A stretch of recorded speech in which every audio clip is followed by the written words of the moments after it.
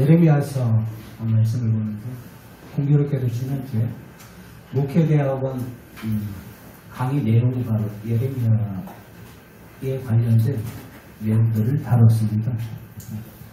이제 예레미야를 보기로 합니다. 예레미야의 별명이 있어요. 별명이 뭐냐면 눈물의 선지자가 바로 예레미야입니다. 그는 예루살렘 성벽을 보면서 울고 또 길거리의 사람들을 보면서 울고 복음을 전하면서 또 울고 그의 마음 가운데 그 하나님의 뜻을 전하면서 안타까워하는 마음으로 회개하지 않고 돌아오지 못하는 그 이스라엘의 모습, 그 남유다의 모습을 보고 그는 울면서 복음을 전합니다.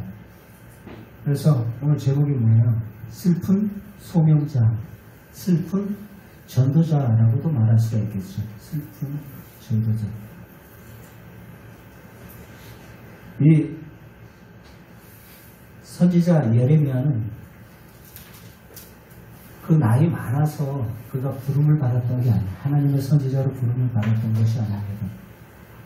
그는 예레미야는 그 40년간 선지자로서 부름을 받고 그 소명을 감당하라는데 그 40여 년간 그 조국 유다의 그 멸망을 선포합니다. 아니 좋은 소식도 아니고 망하는 소식인데 그 소식을 전한다라는 것은 실로 힘든 일이죠. 기쁜 소식도 아니고 나쁜 소식을 계속 바벨론이 곧 있으면 공격해서 이 나라가 멸망할 겁니다 라는 이야기를 계속 전해요. 계속 전해요. 그러니까 정신 차리고 우리가 돌아와야 됩니다 라는 이야기를. 근데 이 소명을 받을 때가 언제였냐면 그가 19살 때예요. 19살 때. 그래서 선지자로 맨 처음에 부름을 받았을 때 뭐라고 얘기를 하냐면 5절 말씀, 5절, 6절 말씀 좀 잠깐볼까요? 시작. 내가 너를 모태에서 짓기 전에 너를 알았고 내가 배에서 나오기 전에 너를 선별하여 너를 여러 나라의 선지자로 세우노라 하시기를. 그 다음에 선지자의 대답, 예레미야의 대답이에요. 같이 한번 보겠습니다. 시작. 내가 알기를 슬프도소이다. 주 여호와여호와께서 나는 아이다. 말할 줄 알지 못한 아이다. 아이다라고 표현을 하고 있어요. 아직 내가 연소합니다. 나이가 어립니다. 그런데 어찌 그 소명을 내가 감당할 수 있겠습니까? 그것도 더군다나 기쁜 소식이 아니라 슬픈 소식이에요. 남유다가 망할 것이다. 아직 망하지 않은 상태예요. 망할 것이다. 그리고 재난과 환난에 대해서 선포하는 것입니다. 오늘 10절 말씀 한번 잠깐 보겠습니다. 10절 말씀.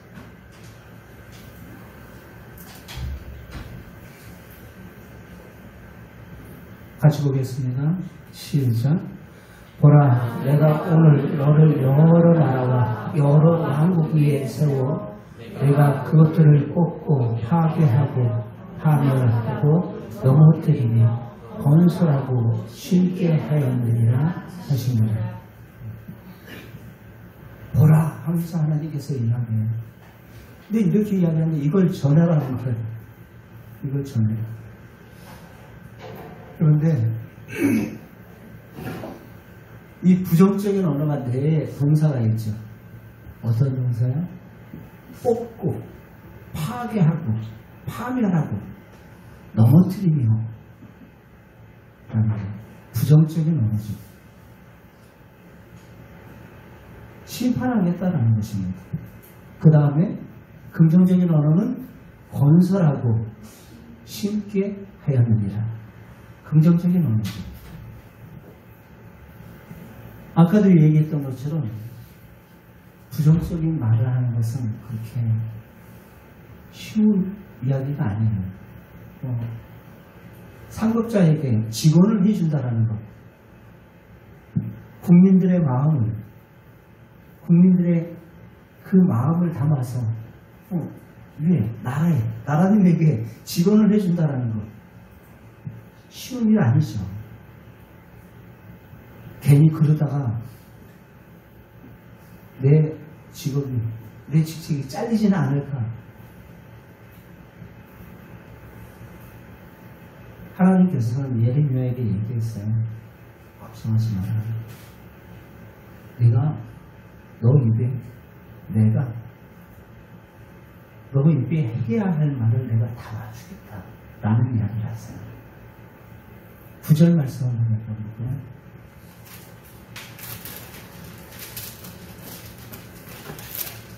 9절 말씀 읽겠습니다. 시작.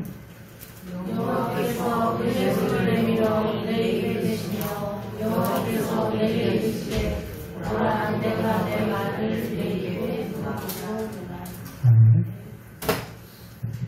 하나님께서 네 입에 손이 돼서 바로 네 하여야 할 말을 네 입술에 두었다. 걱정하지 마라 라는 이야기를 해요. 근데 이 말씀을 보면서 여러분들 예레미야서 바로 앞장에 이사야서 말씀이 나오거든요. 이사야를 부르실 때도 하나님께서 그에게 소명장이라고 하는 바로 이사야서 6장에 이와 유사한 말씀이 나와요. 이사야가 성전에서 그 하나님께 소명을 받고 내 같은 사람이, 나 같은 죄인이 어찌 그 사명을, 선지자로서 그 사명을 감당할 수 있겠습니까? 자신의 모습을 보니까 불충하게 이를 게 없거든요. 화로다 나여 망하게 되었도다 라고 이야기를 할 때 하나님께서 천사들을 통해서 어떻게 합니까? 이사야서 6장 7절에 보면 한번 읽어봅시다. 시작. 그것을 내 입술에 대며 이르되 보라 이것을 네 입술에 닿았으니 네 악이 제하여졌고 네 죄가 사하여졌느니라. 제단 숯불에서 그것을 가져다가 그 입술을 어떻게 해요? 지져버려요. 이제 더 이상 너는 너 자신의 스피커가 아니라 누구의 스피커로? 하나님의 스피커로 내가 너를 쓰겠다라는 거예요. 하나님의 대언자로서 쓰겠다라는 것입니다. 선지자 그 이름의 뜻이 바로 선지자라는 그 히브리 단어의 뜻이 나비예요. 나비. 날아다니는 나비가 아니라 나비라는 말은 대언자라는 뜻입니다. 하나님의 소리를 대신하겠다라는 거예요. 선지자를 통해서 하나님의 뜻을 전달하겠다라는 것입니다. 이사야서뿐만 아니라 여러분 지금 예레미야도 마찬가지죠. 네 입에 내 말을 넣어주겠다 라고 이야기를 하고 있습니다. 이 선지자 얘기니까 어떤 특별한 소명자 이야기니까 그렇게 생각하지 마세요. 저와 여러분들은 모두가 다 하나님 앞에 부름을 받은 소명자인 줄 믿습니다. 여러분 오늘 이 내 말씀 속에서 네 가지 부정적인 뽑겠다, 파괴하겠다, 파멸하겠다, 넘어뜨릴 것이다 라는 이야기를 하면서 지금 하고자 하시는 복음이라는 것은 축복받습니다, 잘됩니다, 천국만 이야기하는 게 복음이 아니에요. 복음에는 두 가지 이면이 있어요. 하나는 축복, 하나는 재앙이에요. 주 예수를 믿으라. 그리하면 너와 내 집이 구원을 얻을 것이다. 믿지 않으면 너희가 영멸을 받을 것이다 라는 거예요. 우리는 상대방에게 복음을 전할 때 항상 듣기 좋은 소리만 전하죠. 그러나 복음의 이중성이에요. 두 개 다 전해야 돼요. 19살의 그 어린 예레미야도 바로 이 나라의 죄를 지적하고 바벨론이 쳐들어와 망할 것이다 라는 심판의 메시지를 전했습니다. 심판의 메시지가 뭐예요? 이 나라 하나님 앞에 돌아서지 않으면 뽑히고 파멸되고 넘어지고 파괴될 것입니다. 라는 거예요. 그러나 우리가 돌이키면 다시 그분께서 건설하고 우리를 심으실 것입니다. 라는 이야기를 하는 것입니다. 여러분, 예레미야서 1장 8절 말씀에 우리가 복음을 전하다 보면 항상 어떤 생각하냐면 두려움이 앞설 때가 있어요. 개인이 복음 전하다가 저 사람과의 관계가 더 소목해지지는 않을까, 그 사람의 인간적인 관계가 또 깨지는 건 아닐까 라는 염려와 두려움이 앞설 때가 많아요. 오히려 그것이 복음 전도의 장애가 되고 있다는 것을 기억하세요. 그것은 누가 원하는 바일까요? 마귀가 원하는 거예요. 야, 너 그렇게 얘기했다고 그 직장생활을 상상하고 어떻게 관계 개설을 하는데 너 친구들 떠나, 너 왕따 당해. 여러분, 예레미야 1장 8절 말씀 한번 읽어봅시다. 1장 8절 시작. 너는 그들 때문에 두려워하지 마라. 내가 너와 함께하여 너를 구원하리라. 나 여호와의 말이니라 하시고. 두려워하지 마. 염려하지 마. 두려워하지 마. 네가 생각한 것처럼 그러한 일 벌어지지 않아. 라는 것입니다. 여러분, 말로만 격려한 것이 아니라 바로 실물 교육으로 하나님께서 예레미야에게 교육하세요. 성경에 보면 예수님께서도 제자들과 그 사람들을 교육할 때 실물 교육을 참 많이 해요. 소리밭에 휘어져 있는 저 곡식을 봐라 하면서 예수님께서 실물 교육을 하신다고 했고, 저 공중 나는 새를 봐라, 들에 핀 백합화를 봐라 하면서 실물 교육을 참 많이 하셨어요. 아이가 이해를 잘 못할 때 이 실물 교육이 참 중요하거든요. 신대원도 할 때 형 교수님이라는 분이 계세요. 현희광 교수님. 언젠가 우리 교회 한번 초청해서 말씀 한번 전할 기회가 되면 한번 초청하는 겁니다. 그분이 실물 교육에 대해서 저희들에게 참 많이 강조를 하셨어요. 예수님께서도 하셨기 때문에. 그런데 하나님께서도 선지자, 나는 아이라 말할 줄 모릅니다. 바로 예레미야에게 하나님께서 실물 교육을 하세요. 어떤 실물 교육? 아니면 시청각 기구를 이용해서 마치 교육하는 것을 실물 교육이라고 말합니다. 오늘 말씀 속에서 살구나무 교육을 해요. 11절, 12절 말씀 같이 한번 읽어보겠습니다. 11절, 12절 같이 보겠습니다. 시작. 여호와의 말씀이 또 내게 임하노니 이르되 예레미야야, 네가 무엇을 보느냐 하시니 내가 대답하되 내가 살구나무 가지를 보나이다. 여호와께서 내게 이르시되 네가 잘 보았도다. 이는 내가 내 말을 지켜 그대로 이루려 함이라 하시니라. 지금 살구나무를 보나이다 라고 이야기하고 있거든요. 이 살구나무, 진해에 가면 군항제가 있죠. 군항제의 축제가 뭐예요? 벚꽃이잖아요. 벚꽃 가로수. 그 군항제에 가면 그 벚꽃 축제가 있는 것처럼 바로 그 예레미야의 고향이 바로 아나돗입니다. 그 아나돗에 만연해 있는 그 나무가 바로 살구나무예요. 살구나무가 1월달 되면 꽃이 만발합니다. 그래서 꽃을 피는 것을 보고 야, 벌써 1월이 됐고 곧 있으면 봄이 올 것을 사람들이 깨닫게 되죠. 살구나무가 샤케돼요. 히브리 말로 샤케드. 근데 지켜보다라는 의미의 뜻이 뭐냐면 쇼케드예요. 발음이 비슷하죠. 샤케드, 쇼케드. 모음만 다르지 자음은 똑같아요. 하나님께서 지금 예레미야에게 봄이 오는 것을 사람들이 지켜보듯이 자신의 말이, 내가 지금 너에게 예언한 그 말들이 이루어지는지 안 이루어지는지 너는 지켜봐야. 하나님께서 그것을 다 지켜보고 계신다 라는 것입니다. 그 예언대로 어떻게 하시겠다라는 거예요? 성취하시겠다라는 거예요. 그러면서 언어 플레이를 하신 거예요. 이것은 성경에 보면 그런 언어 유희가 많습니다, 여러분. 언어 유희가 많아요. 언어 유희가 무슨 복잡하게 이야기를 하는 거예요. 그 언어 유희라는 게 쉽게 얘기해서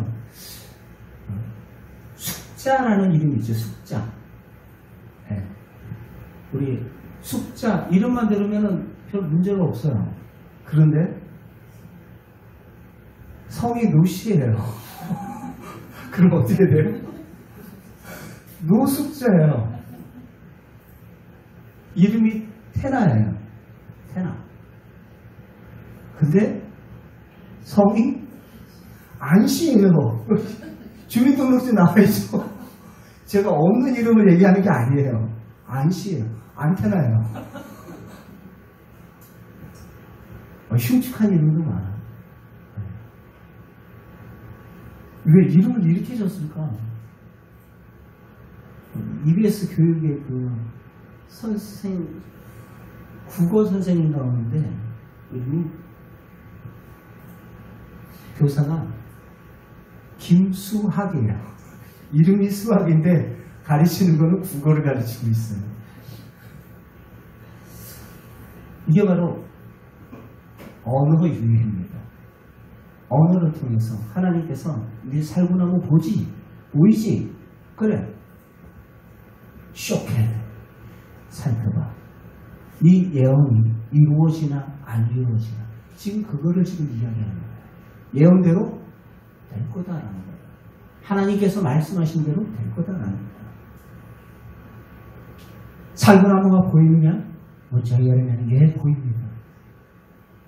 하나님께서는 나는 내 말이 이루어질 것을 너는 보게 될 것이다 라는 것입니다.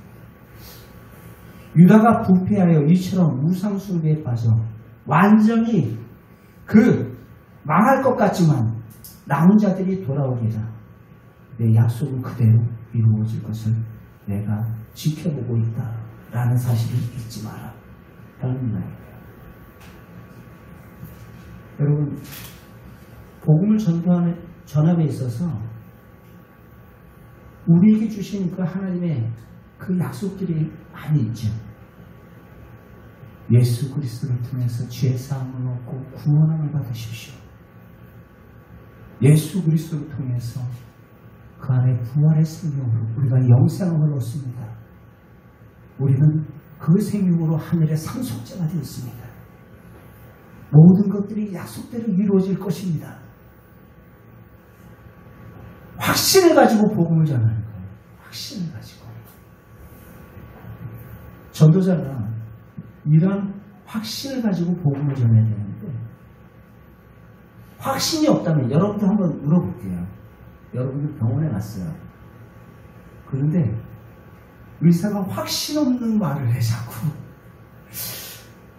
나올 확률이 50%고 안 나갈 확률이 수술해도 안 나갈 확률이 50%. 아니 낫는다는 말이에요? 안 낫는다는 말이에요? 치료하는 사람의 그 말이 그러면 여러분들의 몸을 그 의사에게 맡기겠습니까? 못 맡기죠. 내 몸을 수술대 위에 못 올려놔요. 왜 그렇죠? 확신이 없으니까. 저 의사가 얘기하는데 확신이 없어요. 복음 전도도 마찬가지다라는 거예요. 구원에 대한 확신이 우리에게 있는가? 복음을 전함에 있어서 말씀에 대한 확신이 우리들에게 있는가 하는 거예요. 전도자에게 말할 때, 우리 전도자들은 말할 때 마찬가지예요. 아마 그럴걸요? 얼마나 애매해요. 아마 그거 죽어봐야 알겠지만 아마 이런 식으로 이야기를 한다면 아니 누가 예수 믿겠어요? 믿으면 구원이고 안 믿으면 지옥입니다. 분명하게 클리어하게 성경은 우리에게 말하고 있어요. 예수 그리스도를 믿음으로 바로 죽음에서 생명으로 옮겨느니라. 그의 약속의 말씀, 나는 부활이요 생명이니 살아서 죽어도 나를 믿는 자는 영원히 죽지 않나리라. 살아서 나를 믿는 자는 영원히 죽지 않나리라. 말씀하신 그 약속의 말씀을 우리들이 믿고 신앙생활하고 또 믿음으로 전해야 되는 거 아니겠습니까? 확실히 참 말로써 증거한 것이 바로 전해진 것입니다.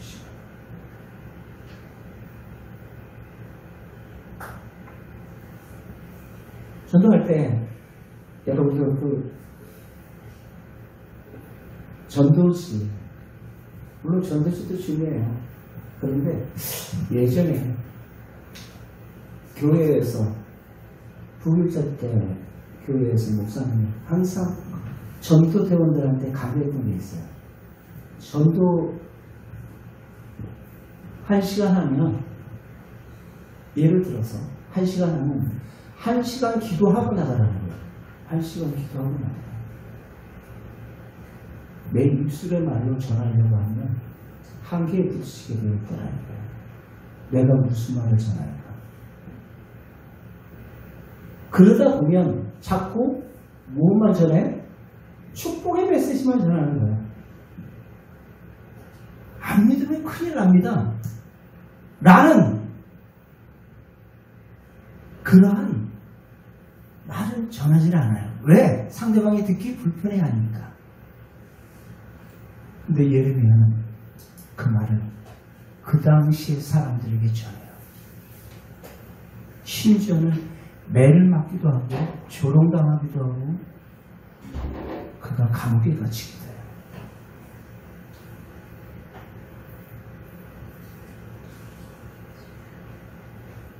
그에게 끓는 가마, 비율, 또 그에게 끓는 가마를 보여주세요. 13절 말씀 같이 함께 보겠습니다. 1장 13절 함께 보겠습니다. 시작.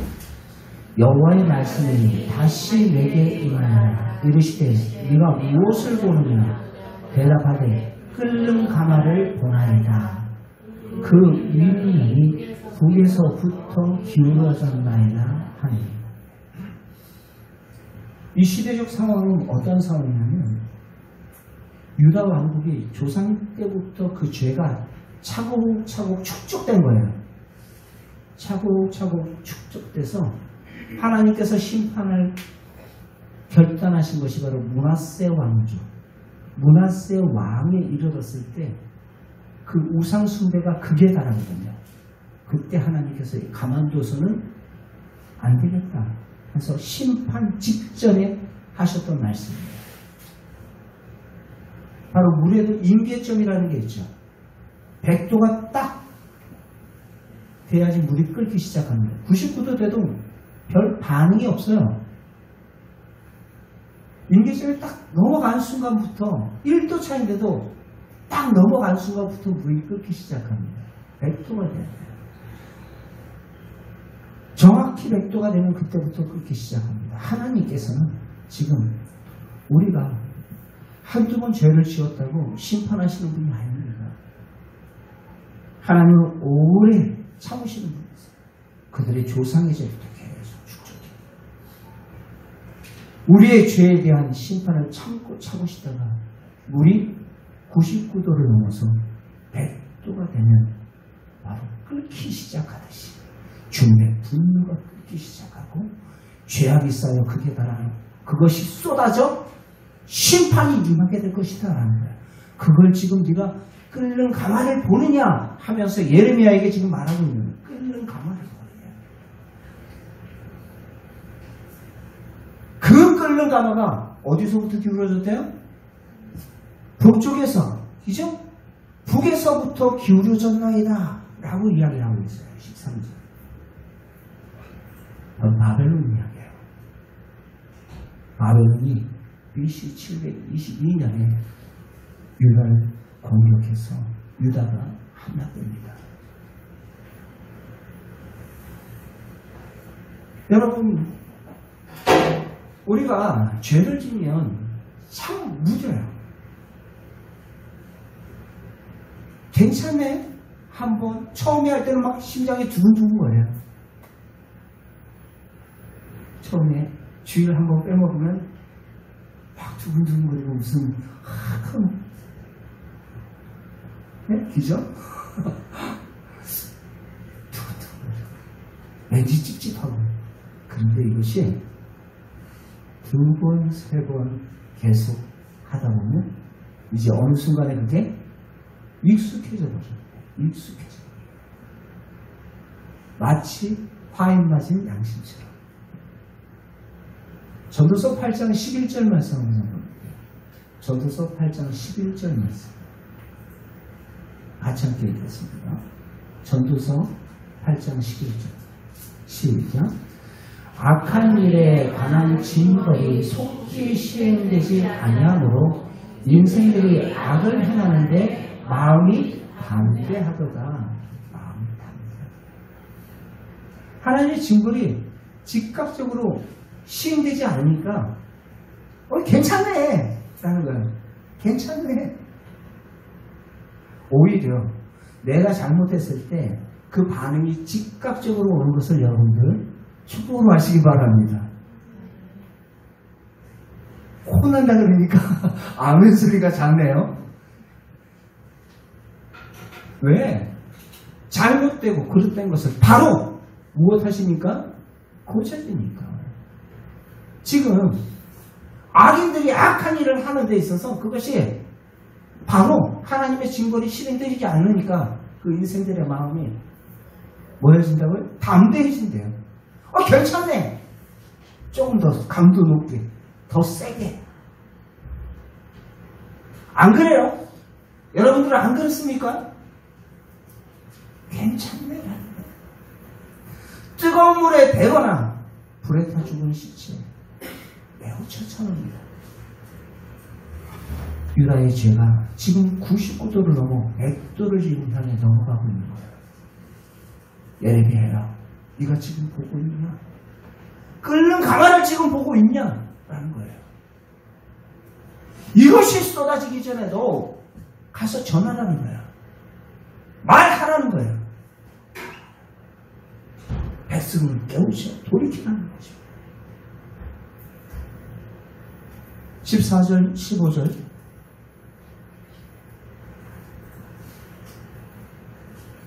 함께 보겠습니다. 시작. 여호와께서 내게 이르시되 재앙이 북방에 일어나 이 땅의 모든 주민들에게 부어지리라. 그 끓는 가마가 부어지리라. 그러면서 15절에 시작. 내가 북방 왕국들의 모든 족속들을 부를 것인지 그들이 와서 예루살렘 성문 어귀에 각기 자리를 정하고 그 사람 모든 성벽과 유다 모든 성벽을 치리라. 여호와의 말이니라. 자리를 정하고라는 것은 그들이 완전히 주인 행사한다라는 거. 그곳에 점령해서 그들이 주인 행사할 거예요. 북쪽에서 바벨론이 쳐들어와 전쟁을 일으켰어. 유다는 전쟁으로 멸망하게 된다라는 것을 지금 말씀하고 있어요. 내 인기점이 지금 이르렀어. 하나님께서는 끓는 물에다 비유를 하면서 북쪽에서부터 기울어질 거야. 예레미야야, 그걸 전하라는 거야. 19살인 그 소년이 그것을 전한다? 어린 예레미야가 이런 심판의 메시지를 전한다? 어린 놈이 뭘 한다고 정치에 대해서 뭘 알아? 그렇게 생각 안 하겠어요? 그 당시에 막 그런 얘기하고 다니면 애들은 가라. 그러나 하나님께서 어린 예레미야에게 지금 그것을 전하라.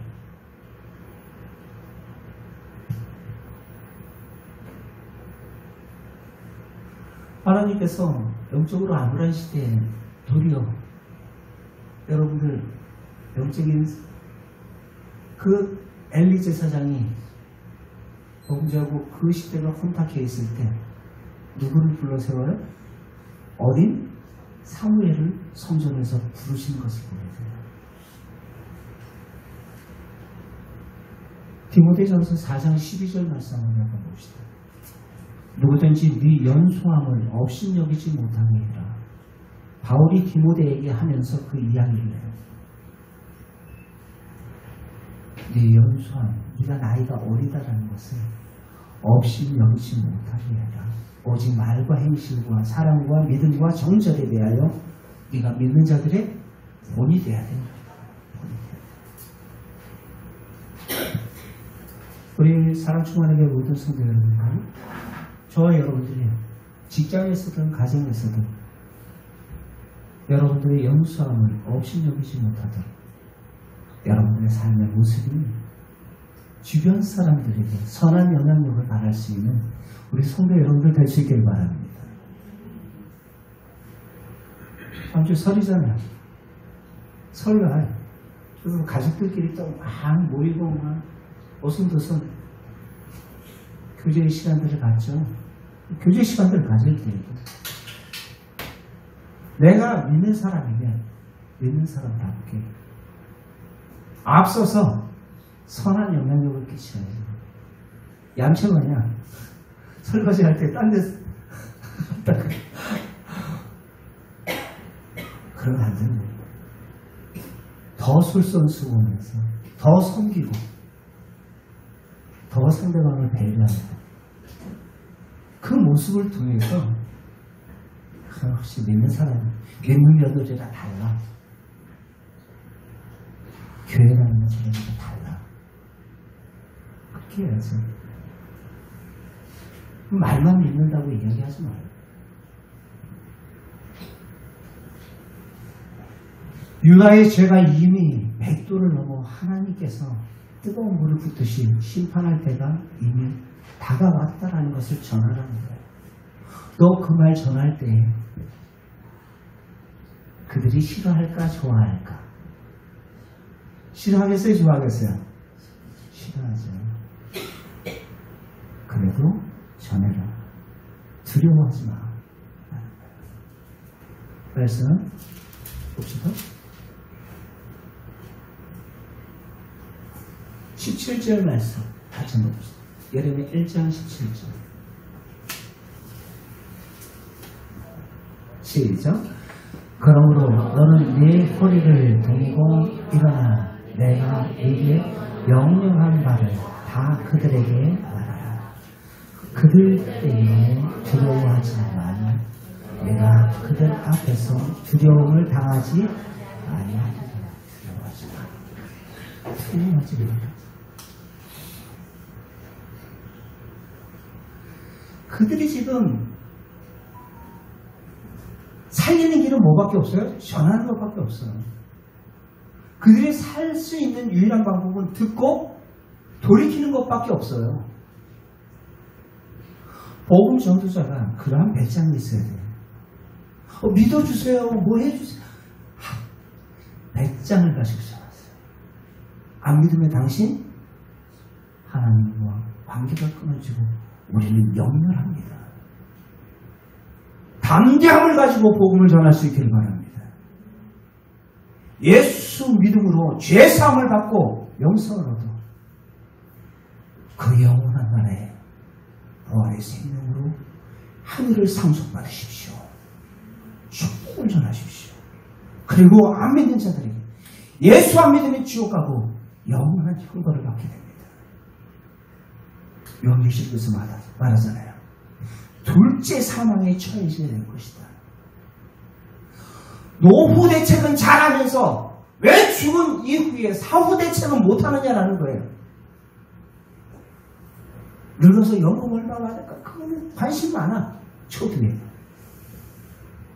죽은 다음에 영멸할 것인지 영생할 것인지 거기에 대해서 왜 관심을 두는가 라는 것이죠.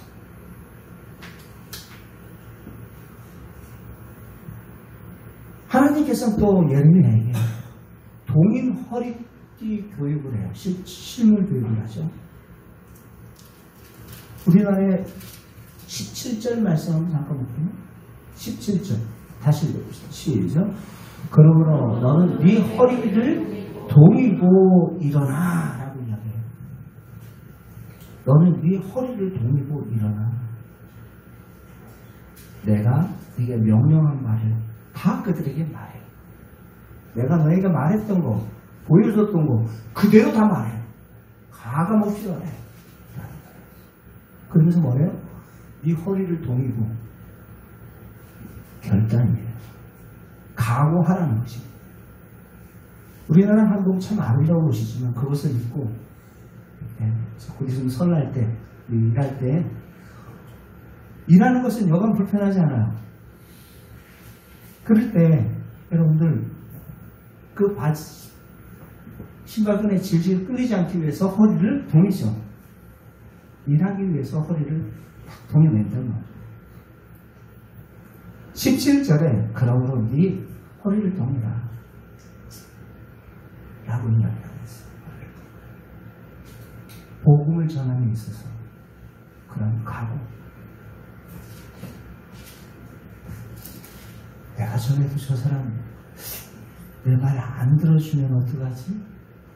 저 사람과의 관계가 또 괜히 서먹해지면 어떡하지? 아, 저 사람 또 나랑 잘 지냈는데 괜히 나 이상한 사람으로 취급하면 어떡하지? 여러 가지 생각이 우리들의 마음과 우리의 생각을 혼미케 하고 혼돈케 해요. 그래서 주저주저하게 돼요. 하나님의 뜻을 전하는데 주저주저하게 돼요. 누가 원하는 바라고요? 누가 원하는 바라고요? 마귀가 원하는 바라고. 하나님은 예레미야에게 얘기해요. 두려워하지 마라. 두려워하지 마라. 읽어봅시다. 시작. 17절 후반부 시작. 네가 그들 앞에서 두려움을 당하지 아니하리라. 그들에게 말해라. 17절에 말해. 그들에게 말해라. 두려워하지 말고 말해라. 믿고 안 믿고는 사는지 죽는지 그것은 그들의 책임이고 전해야 되는 책임은 우리에게 있다라는 것입니다. 이 시대의 교회의 책임 무엇이에요? 전하는 거예요. 우리의 사랑 충만한 교회를 이곳에 세우신 주님의 분명한 뜻이 계신 줄 믿습니다. 믿고 안 믿고는 그들의 문제고 전해야 할 책임은 저와 여러분들에게 있는 줄 믿습니다. 때는 어떤지 뭐든지 전해야 합니다. 무슨 말로 전할까 걱정하지 마세요. 예레미야에게 이사야에게 그 입술에 주님께서 만져주시고 회복시켜주셨던 것처럼 하여야 할 말들을 내게 담아주십시오. 그러니 기도하고 전할 뿐입니다.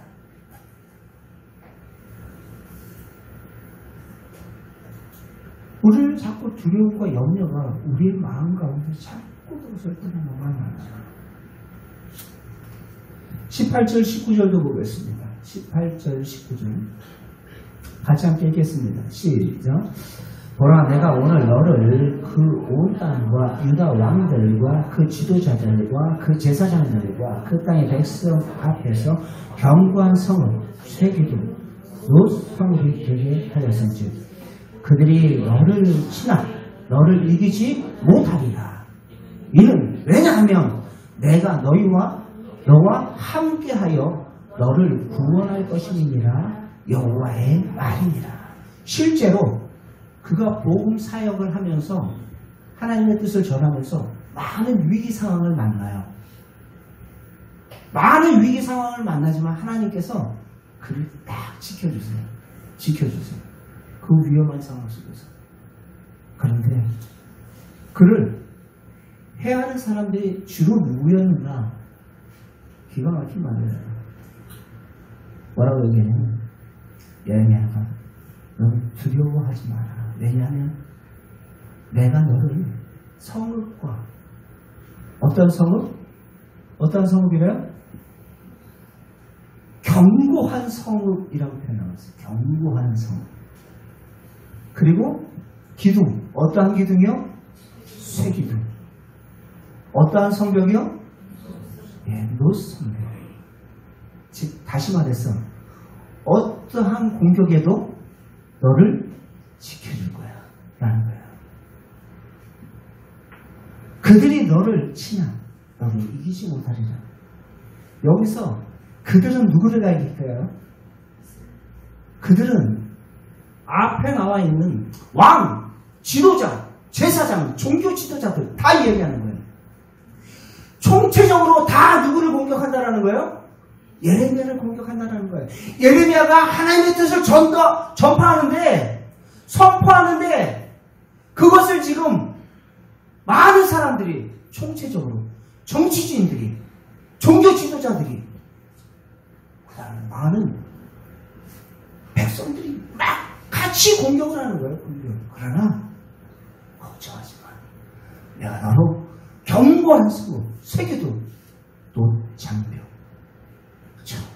너를 지켜줄 거다. 라고 이야기를 하고 있어요. 여러분, 오늘 말씀이 우리에게 얼마나 큰 위로와 힘이 되는지, 복음을 전하다가 많은 방해와 많은 유혹이 또 많은 공격이 있을 수 있어요. 그러나 주님은 말씀하십니다. 19절 중반절에 내가 너와 함께하여 내가 너와 함께하여 너를 구원할 것입니다. 내가 너와 함께 했을 거야. 그리고 그 상황 속에서 너를 구원할 거야. 너는 전해 라는 것입니다. 이것이 이 시대에 전도자들에게 주어진 사명인 줄 믿습니다. 그 사명은 교회의 사명이에요. 이 시대에 부름받은 저와 여러분들의 사명인 줄 믿습니다. 온전히 그 사명을 이름으로 잘 감당할 수 있는 우리 사랑 충만한 교회 모든 성도 여러분들 다 되시길 주의 이름으로 축원드립니다.